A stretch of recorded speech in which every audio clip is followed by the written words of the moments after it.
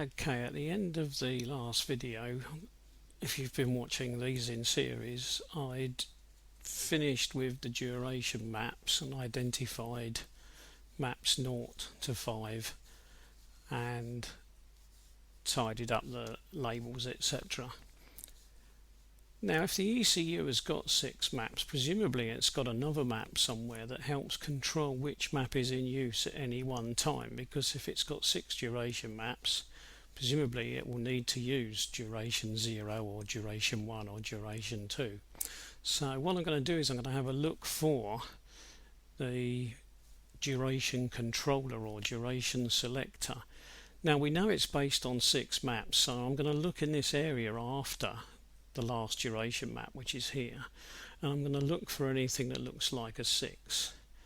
Now if I keep working my way down through these numbers, I could search, I could go up here and use the search button, but I'm hoping something will be close by. Now there's a 6 there and there's another 6 underneath.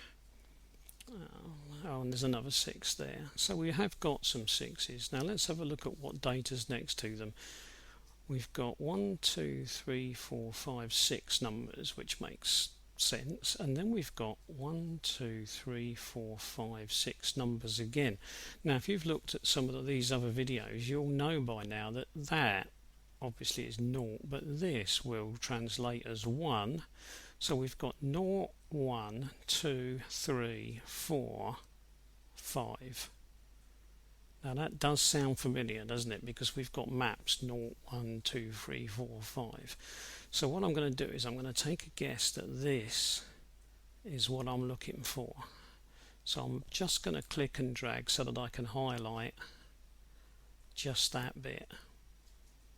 And then once I've done that, to select it as usual, I could go to selection and map, but I'm just going to press K. Right. Now what's happened is Winols has decided it's seen some of this information before and it's grabbed it and altered some of it.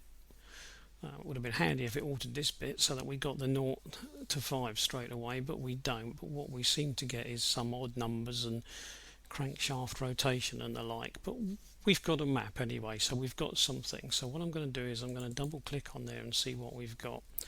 Now it seems to think that that is crank rotation.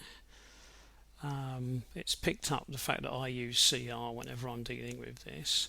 It's put in 0.023437, which you will again will remember from other videos is the correct figure, but it's done something completely daft here. It's put minus 273.1. That's how we convert from degrees Kelvin to degrees centigrade. And that clearly doesn't make any sense at all because it's not a temperature. So we'll get rid of that. Right, let's have a look. We've got 1 decimal point. Now I think we went for 2 decimal point places last time. So I think we'll do that again when we were looking at these figures. So let's have a look. I'll click OK and see what we've got. 51, 57, 63, 69, 74, 78. Right, well, let's just pull that down out of the way and let's open that one. Right, well, we've got some numbers here, but clearly these are up in the 70s and these are not. So does that mean the numbers are wrong? Well, we can't be sure at this stage, so we'll worry about that at a later date. So I'll close that down. Let's bring that back up where we can have a proper look at it. Right, now let's have a look at these because we thought that they were probably 0 to 5. So I'm going to assume that they are a map choice of 0 to 5. So that's the assumption I'm going to make. Now if that is correct, then we are going to need the correct factor in there, and the factor for that is 0.00390,625. So we'll put that one in. Nothing to add here. We don't need to change the level of precision because we don't want 5.1 or something, so we'll leave that. Right, so what we've got then is some information here about crankshaft rotation, and we've got a choice of maps. Now these figures, they didn't match these ones up here, but then maybe they shouldn't, because these ones up here are telling us how long, or telling the ECU how long the injectors should stay open. These ones are telling us when we should use which map, so these presumably come from somewhere else.